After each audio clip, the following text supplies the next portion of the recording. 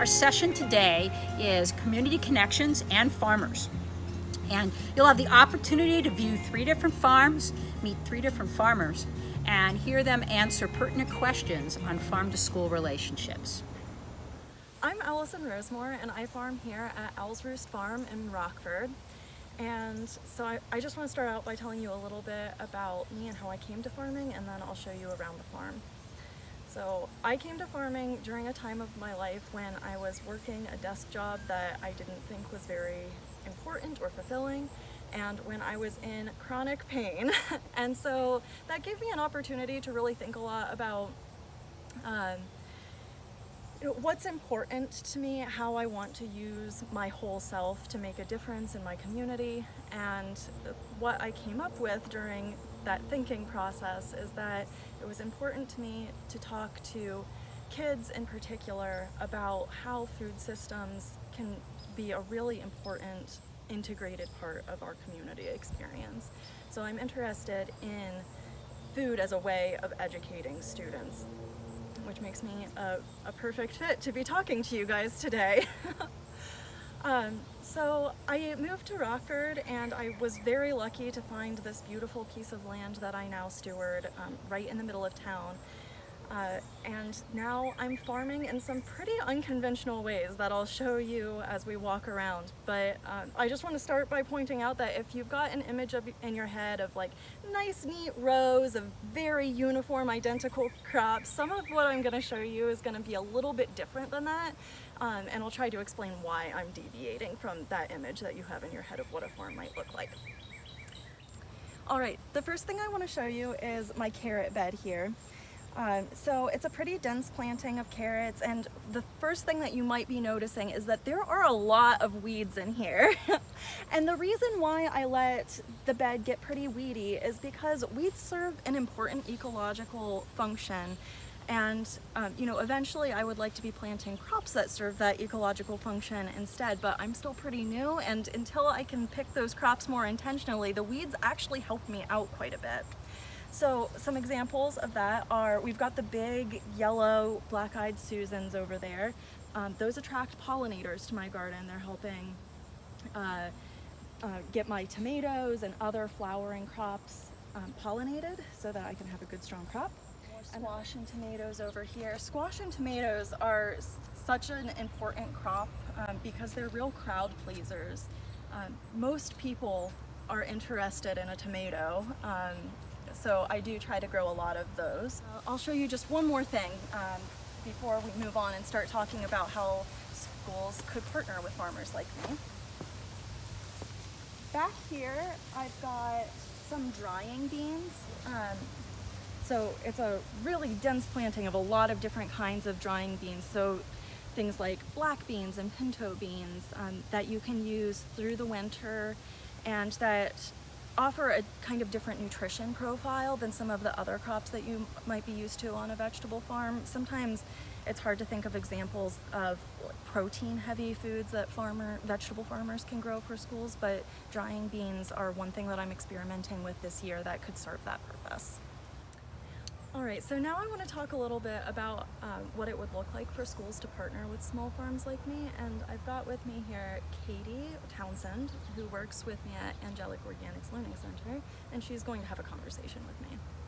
Yes, and I'm really lucky to be with a favorite person and a favorite farm today. Allison, would your farm be able to provide vegetables, value-added products, or storage crop items throughout the school year?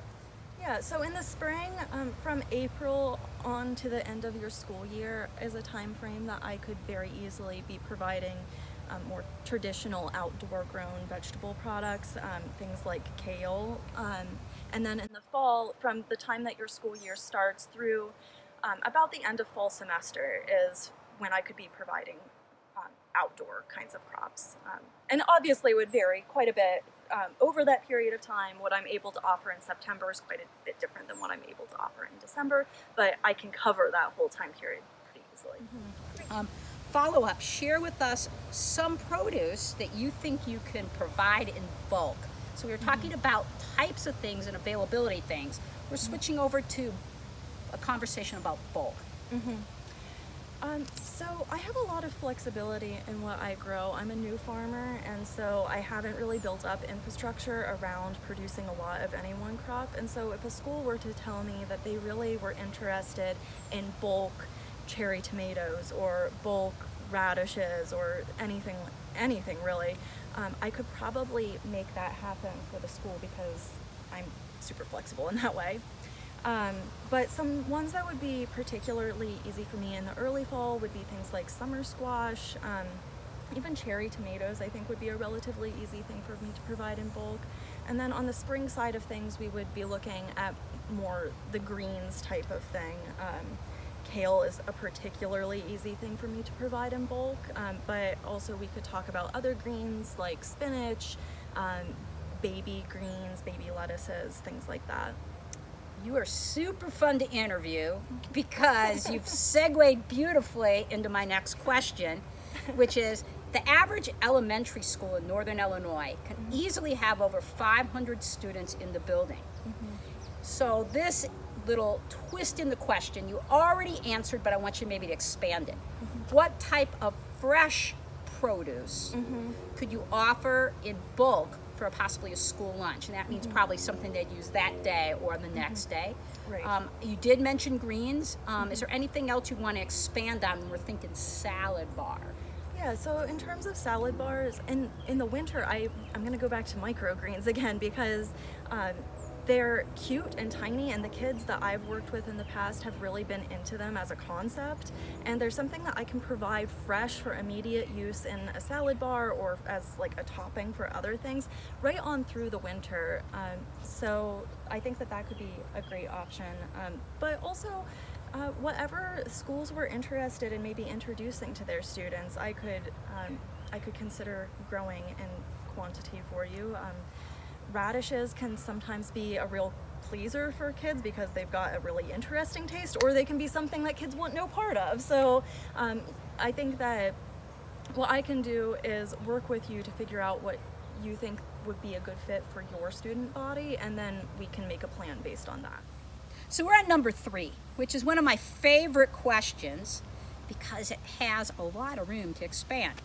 What are some key benefits that could come from schools buying from our local area farmers? Yeah, so my overarching answer to this question is relationships. What you get by partnering with a small farm like mine or any other small farm in the area is the continual back and forth that a relationship can offer, and a large-scale commodity producer just can't offer that same kind of relational reciprocity. Great. I'd like to break it down in the area of follow-up. So what do you think would be an economic benefit with schools working with a local farmer? Yeah, so one that comes immediately to mind is reducing your food waste. So if you're working with me to produce crops that taste good because they're very fresh and that are specifically targeted to what your students' culinary interests are, then your students are going to eat more of them and you save money on not wasting food. Another one that comes to mind on the economic front is to a certain extent, I can be flexible to meet where you're at price-wise because I'm in control of my entire farm. I get to kind of have a back and forth with a school, maybe develop a relationship that lets us count on each other in ways that are a little bit more financially stable for me. And that financial stability, that predictability of having an outlet for my product can help me bring my prices down to a place that might work better for you.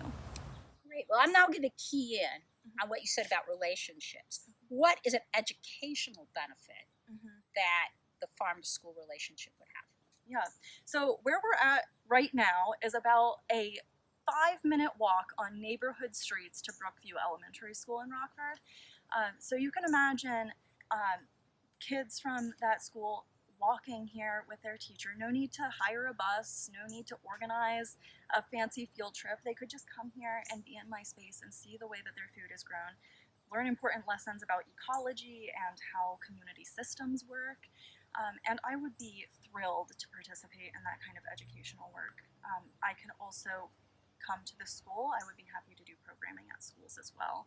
And I think that that's part of building relationships. It's not just relationships with the cafeteria staff and administration, it's relationships with teachers and students as well. So we've talked about good food that tastes good and children. What do you think are the nutritional and health benefits of buying from your farm? Yeah, so fresh food has a higher nutritional content than food that's been sitting on a shelf for a while. So that's one aspect of the nutrition. But the other thing that I like to say is the healthy vegetable for a kid is the vegetable that a kid eats. So you know, if you are putting this wilted sad lettuce on a kid's plate and they're looking at it and thinking, there's no way I am going to eat that without a pile of ranch dressing on it, that makes sense. And they're not going to eat the vegetable without that pile of fat. But if they're looking at a radish that they're really excited about trying, or they're looking at a fresh, red, juicy cherry tomato, and that's the vegetable that they end up eating, then it doesn't really matter what the nutritional content of anything else was, because they're getting the nutritional content of that thing that actually ended up being eaten. Great. So the last question's pretty close to my heart, Mm-hmm. and I think yours as well. Mhm. What are the environmental and earth care benefits? Mm-hmm. Right. Because I farm right here in the community, I am beholden to my community members to make responsible decisions about how I steward this land. And I can also serve as an important learning spot, an outdoor classroom for students to learn about what it looks like to be environmental stewards too. So I feel a commitment to doing my part to take good care of our communal space, but also I'm able to provide education for a new generation of environmental stewards, and that's important too, I think. So, we talked about relationships, and relationships always have kind of the push and pull in them. And so, I wanted to ask a question: what are some barriers to be removed in order to make it possible for a local farmer to sell produce items to the local school? Mm-hmm. So one barrier that I see to schools buying local produce is that you got to be sure that the kids are actually going to want it. And so that is something that I feel like I could really help with. I've got ideas about what crops might be better suited to kids, and having options year round that are well suited to a kid palate rather than, trying to feed them endless kale. Well, I want to also just, since we don't have our schools here, Yes. our administrators, our kitchen staffs, our educators, I've heard a couple areas of concern, and I wanted to see if you would respond to them, not as an area of this being a stopper, but an area of something to be resolved. Yeah, let's come up with solutions. Let's do solutions, right? So one of the concerns I've heard is that schools plan their menus out really far ahead, and buying from a local farmer, crops being weather dependent and other things. What happens if the crop that they have in their menu for the day isn't available on the delivery date? Right. Ultimately, I don't control the weather, unfortunately. So that is a very real possibility. But I think that we can come up with contingency plans that don't involve, a complete and total rewrite of your menu. We think strategically about what can be easily swapped. So what that might look like is, in the early summer, about where we're at now crop-wise, there's a transition between, say, snap peas and sweet snacking peppers.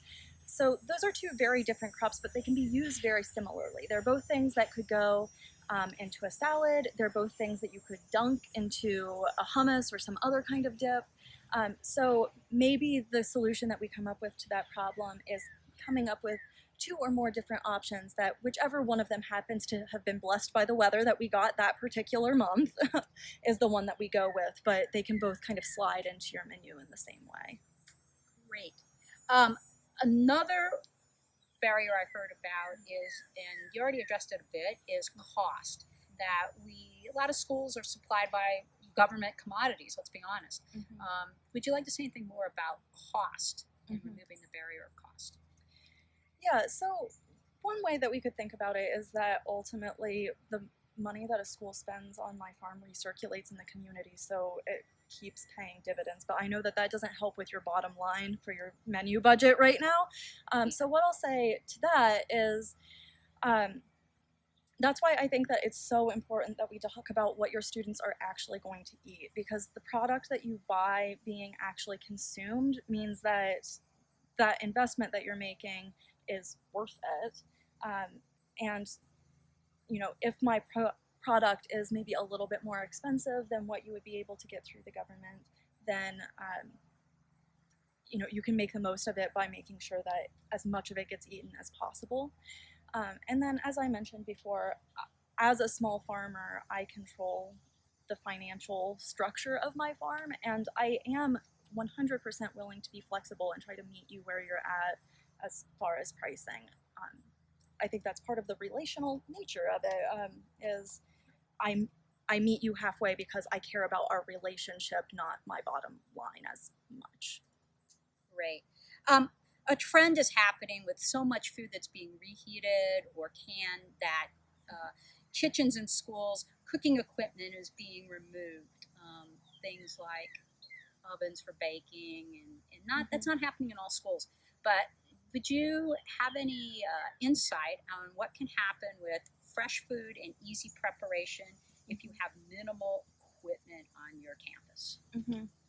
So what I'll say is that I eat in the way that you're talking about. I eat a lot of fresh vegetables that are minimally prepared, and it's not because I don't have the equipment, it's that I don't have time in the middle of my workday to go use that equipment. So your students can eat like a farmer does. We can talk about sweet snacking peppers. I keep bringing these up because they're such a good food, but things that are kind of naturally inherently sweet, and especially things that can be dunked into dips, I think they're a pleaser for me as an adult, but I think that they're a real pleaser for kids too, because there's something fun about dunking a vegetable into something else, and focusing on those crops that are kind of inherently good tasting, that you don't need to do a lot of preparation to make them more palatable to a kid, could be a real help. So sweet peas, cherry tomatoes, snacking peppers, radishes, depending on the palate of the kids that you're working with. And then microgreens, I'll go back to those for a second too. Those are always eaten fresh. You never cook a microgreen, you just snip it with a pair of scissors and put it on top of the pizza that your kids are already super into, or in a sandwich or a taco. Let's talk about what things you've got on your menu already, because I can give you a microgreen that will fit into what you're already serving. You've convinced me. Okay, great. Okay, can your farm provide educational support to help students understand healthy food choices, sustainability, community building, and now we're even talking a little science, environmental science? Oh yeah. So something that Katie already knows about me is that I have a master's degree in learning sciences and human development. So my area of interest is really at this intersection of farming and education. So yes to all of those. Yes, I would love to provide that kind of education. Great, and what would that look like? A demonstration on a school campus, guest appearance, a school field trip to your farm? All of the above. As I said, I'm right here in town, so I'm really easy to get to for schools here in Rockford. So absolutely, I would be thrilled to have students and teachers come visit me here, but also I'm happy to come to you if that's what fits better into your day. I'm also really interested in working with teachers to come up with things that will dovetail into their curricula. So Katie, you mentioned science. I can absolutely come up with examples of a wide array of scientific concepts right here on the farm, from the more obvious examples like ecology and the water cycle to ones that you maybe wouldn't think I would be able to come up with an example like physics, especially macro scale physics. And then also things like social studies. I think that the way that I interact with my community is a really great example of how local government and local community relationships play out. And then literature too. All of us here are super into Wendell Berry, who is a poet in addition to being a farmer, and I think that those fine and literature arts are also a natural partner to farming. So I can do it all. I would be super excited to do whatever teachers are wanting education-wise. Great, because I know farmers are multitaskers, so that's awesome. True. What role do you think that agriculture has played in the grand scheme of American history? Yeah, so that's a big question. And, the history of agriculture in America is a little rough, if we're being honest. There have been egregious human rights abuses and just wild destruction of the environment in the name of agriculture. And both of those are things that I think that modern farmers really have to reckon with as a part of our work. But the upside to that is that we have this wonderful opportunity to really right those wrongs and to envision a future that is kind to our fellow humans, kind to the space that we occupy together. And I think that students really fit into that picture because they are the next generation of farmers. Someone in some classroom that I go to is going to get really excited about something that I say, and they're going to have amazing, innovative ideas for how to steward our water better, or how to really dive into the labor equity issues that are present in agriculture and tackle these big issues that have kind of woven themselves through the history of agriculture, but that I don't think define American agriculture. Okay, I could tell you already believe this, but why is direct experience with a farmer going to make a well-educated student? So food is one of those things that each and every one of us as humans just can't get around. We have to engage with it. And so I think that what that means is that it creates this amazing opportunity for education because it kind of permeates every aspect of our lives. It permeates the way that we engage civically. It permeates the economic equity in our community. It permeates the way that we create art and write literature and do our science. All of these things come back to food. And so a student coming here and meeting me and having a relationship with me and this food production space gives them an opportunity to think about all of these academic topics through a new lens, to engage with it in a way that might really resonate with them, and then to go on to participate in that work, maybe not as a farmer directly, but as somebody who's doing science around water management or decomposable plastics, or how to efficiently get food to people who need it. And farmers are in the center of this web of all of these different big questions that need answering, and so it's crucial that we get students to know what it is to be a farmer and where they fit into the overall system. So there's no doubt that agriculture has importance in terms of history, but history's being made right now. Are there any current trends in agriculture that you would like to lift up that's happening right at this moment? We're making history. Yeah, so as a woman, I'm really excited that women in agriculture is starting to be a lot more common, and women's voices are really being heard and prioritized in the agriculture space more than they ever have been in the past. Queer voices are also being uplifted in the farming world more than they ever have before. Black and Hispanic voices are being uplifted and heard in our community, and I think all of that is really important because when we listen to everybody, we hear better solutions.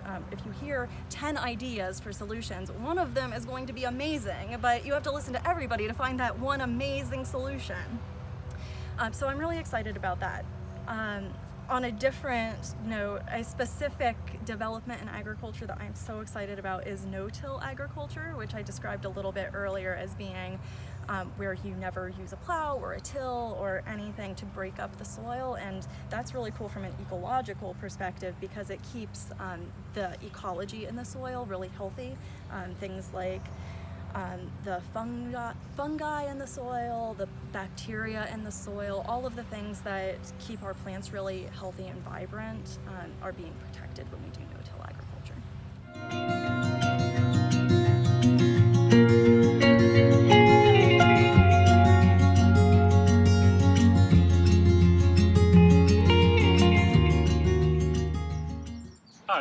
is Ted Snowden, and I'm the program director for the Roots and Wings program located here in Rockford, Illinois. Right now, we're standing on a portion of our farm.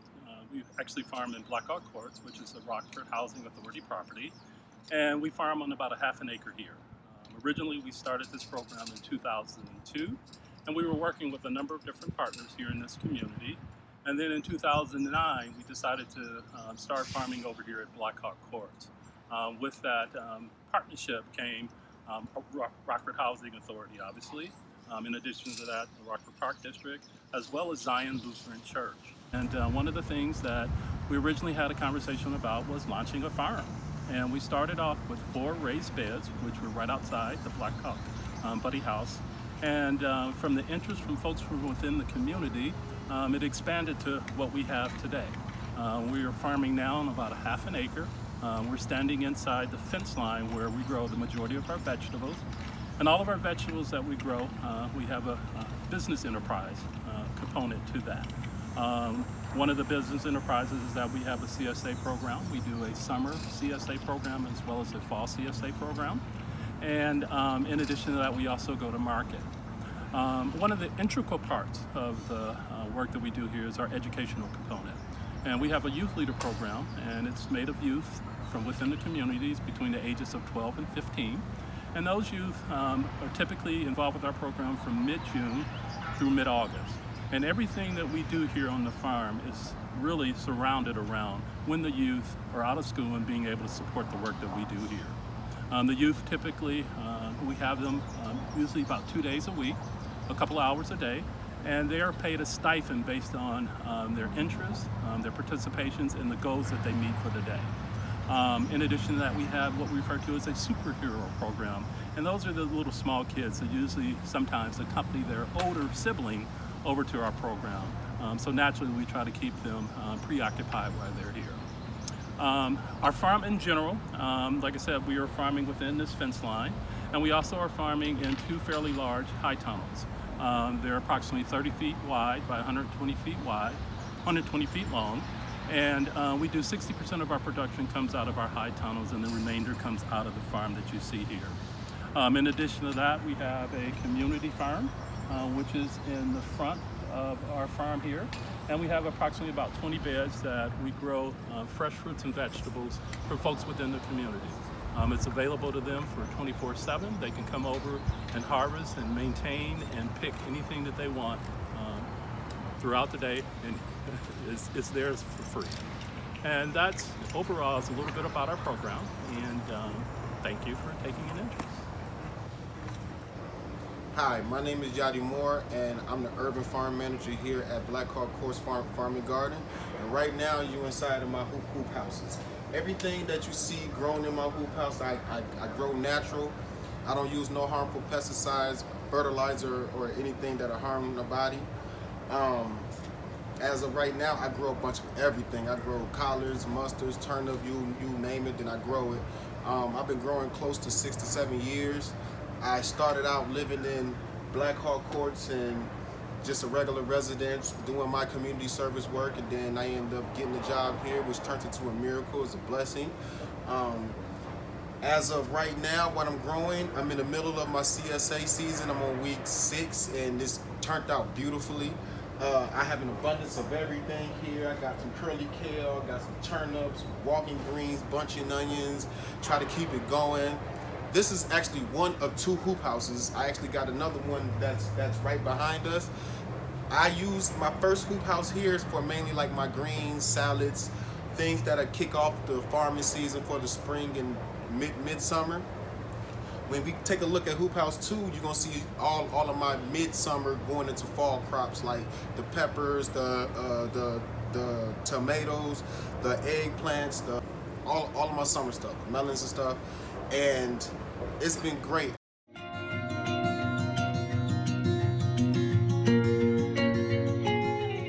Would your farm be able to produce vegetables, value-added products, or storage crops throughout the entire school year? Not completely. Currently, we're growing in 2 high tunnels, and they're approximately 30 feet by 120 feet long. And we can typically extend our season from the first part of April through the last week of October. So that's 7 months that we'll be able to provide fresh fruits and vegetables to a local school or a local business. Great. And just in follow up, can you share with us some of the types of produce you feel you can produce in bulk, maybe to something like Fire Elementary School across the road? Certainly. We'll probably have kale, Swiss chard, cucumbers, onions, tomatoes, and potentially garlic. Great. Those sound like good sauces and salad bar items. Yeah, they're delicious.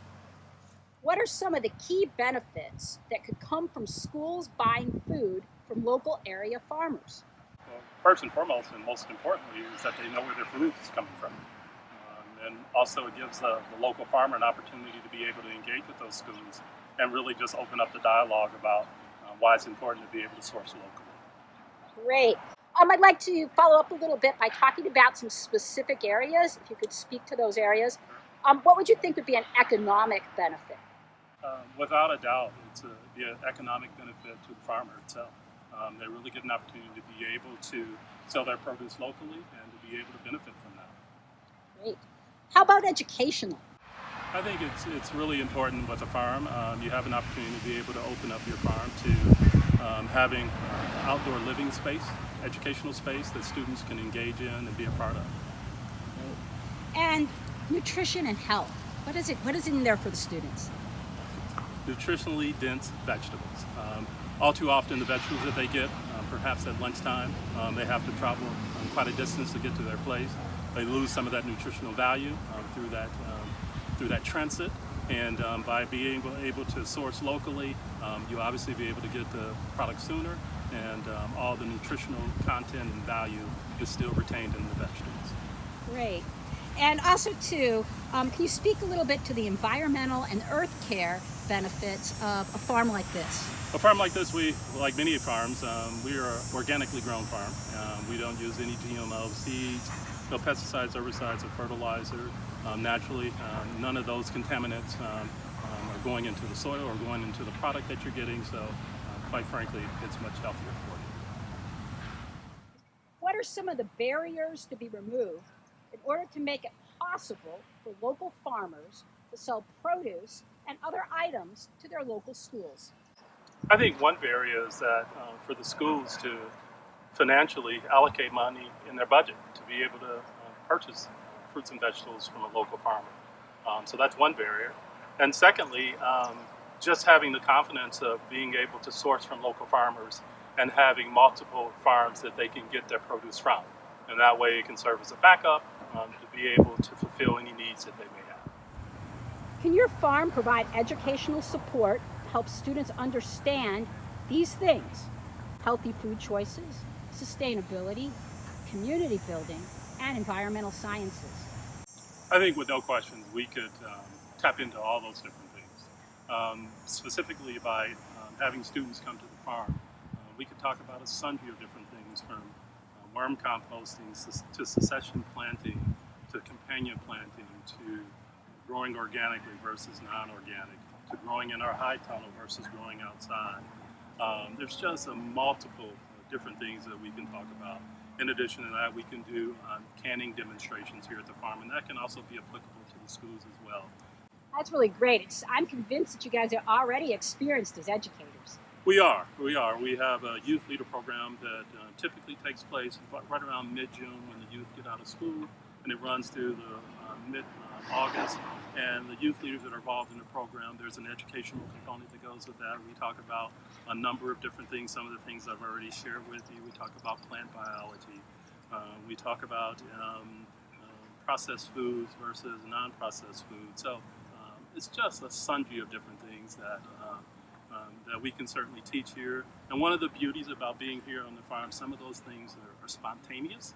So allow us the freedom to be able to not always have structured curriculum that's taking place, but also being able to educate folks in the moment.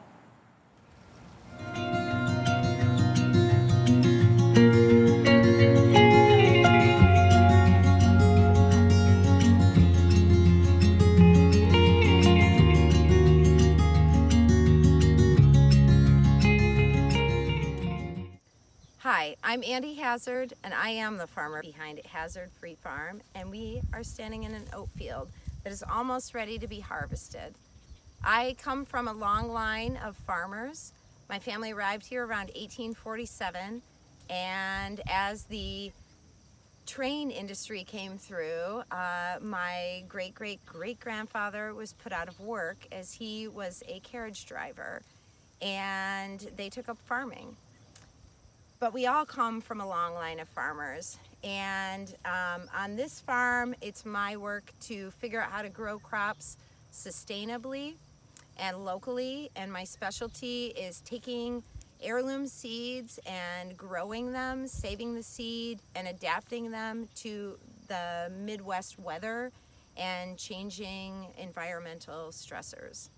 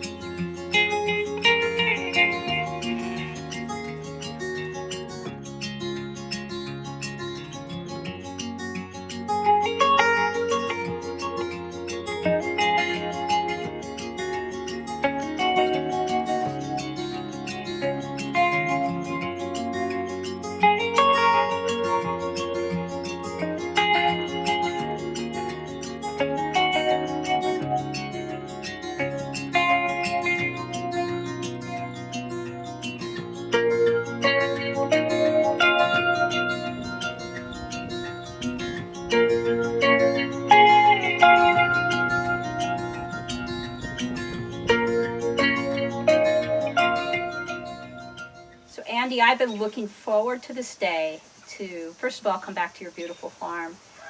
Secondly, to reconnect with you and ask you a few questions. And so I'm a little distracted and loving this, so I had to write them down. So you'll see me kind of pull them out one by one. But be patient with me. I can't wait to hear what you have to say. All right. Would your farm be able to provide veggies, value-added products, grains, storage veggies throughout a school year? Yes, definitely on the grains, we would be able to provide a school with probably almost whatever they needed that can be grown here on a, weekly or monthly basis. When it comes to storage crops with the vegetables and roots, it's a little bit more of a complicated question because we have some infrastructure to do storage for root vegetables, but not a lot. So it would be, and I always like to look at these things as like a marriage. Once you're in, we're all staying in, and we're just going to work together and make it work for everybody. I think that's a good way to look, because these projects are big and complicated and can be a little challenging for people. So I think it's good to have a long-term commitment. Great. And just when we're talking about grains, because we use the word plural, can you describe some of these grains that might be able to be used in a school setting, knowing that some schools provide breakfast and lunch? Yeah, well, let's start with breakfast. Great. So, a school could easily be making and serving oatmeal and or granola and things like that. And obviously the granola would go wonderful with some yogurt. And they could also do grits, hot grits in the morning. They could do, if they were cooking, they could do corn cakes. They could do corn muffins. Lunch, you could do cornbread. You can also do polenta or grits for lunch. You could do wheat berry salads. We offer a whole grains medley, which is oat groats, which actually make a really nice rice pudding, which is way healthier for you, and it tastes better. And so yeah, we would have the hulless barley, the oats, wheat berries. We grew rye this year, so that's an option as well. And those can all be used as like a replacement for rice pilaf, or as a cold salad and things like that. So yeah, there's tons of options. Great, I'm glad I asked. This is kind of going to segue into question 2 in the sense that talks about some bulk. A lot of our schools have, at least 500 students. So would you have what items would you have in bulk enough to have, like you talk about, that marriage or ongoing relationship with the school? Well, any item can be, I think the biggest thing to understand is like with arugula or lettuce, you can gear up production in a couple months. With grain, it's on a yearly basis. So, like, let's say they decided they wanted soft red wheat berries. I have to plant those in the fall, and I only get one chance to plant them. So then they get harvested the next August or so, and then they're available, dried down, and ready to go by September. So most of the grains are ready in September, and then the corn comes ready in November, and then you don't harvest it again for another year. So it does take a fair amount of planning ahead to be ready for jumps in, how much you're using or stuff like that. But it is really easy to store, and it keeps for a long time, and it's non-perishable. And so it's definitely crops that, and could be sourced from multiple farms, which creates more opportunities for our rural areas. So we've been talking about the relationship between farmers and schools, and I wanted to hone in a little bit on benefits in that relationship. So can you describe what benefits would come from schools buying from local farmers? There's a couple areas I'd like us to think about: economic, educational, nutrition and health, and then also earth care, sustainability. Well, Katie, I think that's a really great question. And I think my first instinct is to say that local food produced sustainably is more beneficial to their health than pre-processed food. So that would be the most important thing, because when you are putting food into a child's body that is not high quality, you're not going to get a high quality product out of the child. And we see that in schools with children having trouble concentrating, so on and so forth. The economic part of it it's twofold, because it comes down to increasing the health of our rural communities. And the other part is the health aspect, because it ties into the economics, because a healthy child does not require medication or a lot of visits to a doctor. And that has a cost to all of us for our children being sick. And good food can change all that. Good food is the base answer to so many of the questions that we struggle with in our society. Financially, some might argue, well, it costs more. Well, here is the opposite benefit. Again, the child is breathing clean air. The child is drinking clean water. The child's food is not sprayed with chemicals that they are now ingesting and are affecting how their brain interacts and how they're, it just goes on and on. Everything's tied together. It comes back to that old moniker of cheap, fast, and good. Pick 2 out of 3. Andy, because we are talking to schools, I'd like us to hone in a little bit more on education. What are the educational benefits of a child knowing a local farmer? So it's been my experience when it comes to education and food and children, the minute that they are on the farm, they're full of questions and they're full of curiosity. And any hindrance they had toward eating a carrot or eating any kind of vegetable, it just is gone. It's just gone, because the experience is such an immersive experience for them, with the smells and the sights and the sounds, and it's all, most children have never been exposed to it. And in all those things of having that child in the garden, they become connected. They already are connected. We're all connected to the earth, but they get really connected. Yeah. And then they're curious. And then comes the time for teaching, and that's where the educational aspect can come in, about weaving science and literature and history all back into it, and just letting them naturally explore the space and letting them connect with the food, and they will want to eat it.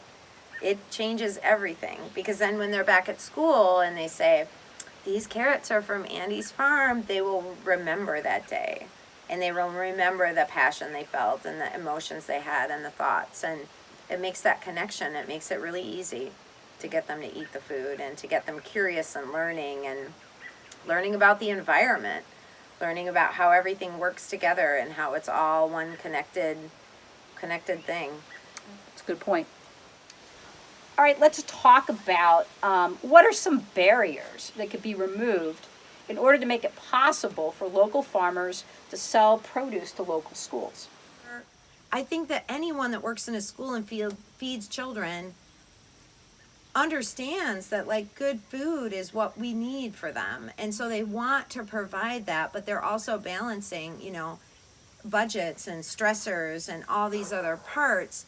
But I do believe that long term, this is, you know, good food is the cheapest answer to the problem, full circle. I think the key is that we all acknowledge their existence and we recognize that some people are going to be comfortable with the substitution of a product and some people are not.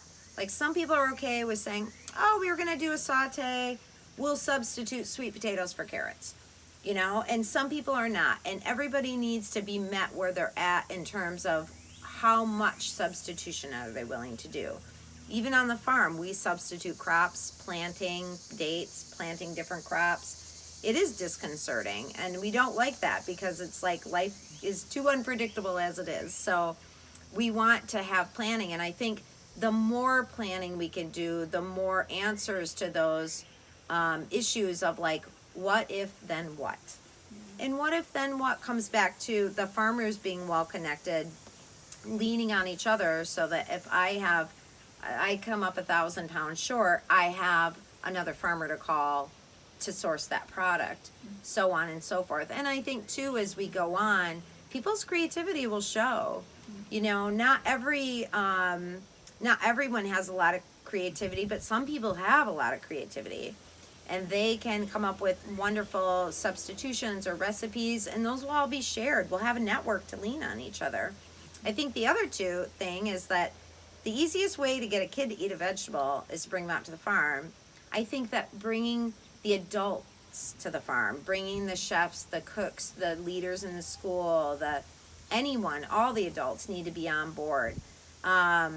And I think that the experience of the farm for them as well, because maybe many of them have not been to a farm, leads them to be impassioned about a project and creative about the project in a way that will make it succeed. So Andy, can your farm provide occasional educational support to help students understand healthy food choices? Absolutely. And that has to be part of the puzzle, is to have them be able to come out, experience it, maybe even have a few little gardens on campus there, because that's where the real buy-in on their part happens. You know, I will never forget the first time I had some children out here, and we were going through the garden and we're pulling things out of the dirt, and they did not realize that food came from soil. They literally did not understand that's where its ultimate birthplace was. They just thought you went to the grocery store. And I mean, over the years, I've even had people say, well, what do we need the farmers for? We'll just go to the grocery store. I think that's rare, but it's a little disconcerting to hear things like that come out of people's mouths. So, yeah, education. Well, Andy, it's great to hear what you had to say on nutrition and community building, culture. Let's go to talk about sciences. And what about environmental science and sustainability? I think food is the perfect place to start. It's the perfect spot to like dip your toe in, taste what sustainability tastes like, because it literally tastes different. I think it would be a wonderful scientific experiment to say, take a tomato that's been shipped 1,200 miles versus one that's fresh, locally grown. Have the kids taste it, and then understand why do they taste different, and what is the path, and how many miles did it travel to get here, and what kind of gas was it exposed to in order to ripen it or keep it green, or I mean, it's a endless amount of questions that can be woven back into science and ecology and so on and so forth. All right, Andy, what role do you think that agriculture has played in the grand scheme of American history? Well, all of it. Huge influence. And I would start with the word history. I've been thinking a lot about that word these days because I spend a lot of time alone, and you know, I do like philosophical ponderings. I've been thinking about the story of humanity, the story of people, so on and so forth. So I think I'm gonna take it from that vantage point, and I think that one cannot look at the story of American agriculture without looking at its roots in slavery. We can't do it.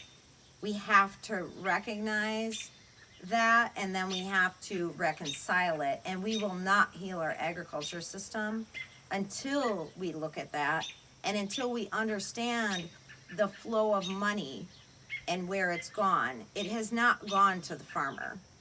It has gone to corporations.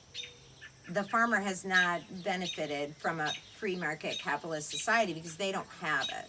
This country has a socialist agricultural system that benefits mainly large corporations. And that is the truth from my personal vantage point. Thank you for that clarification. Then I'm going to lead into something else here too. Are there any trends in agriculture right now you'd like to lift up? Absolutely. I think that there are so many trends in agriculture. I mean, I just the fact that we are able to have this conversation, I would say is a trend. The fact that schools are talking about doing more regional food and local food. We have an acknowledgement that we have climate change.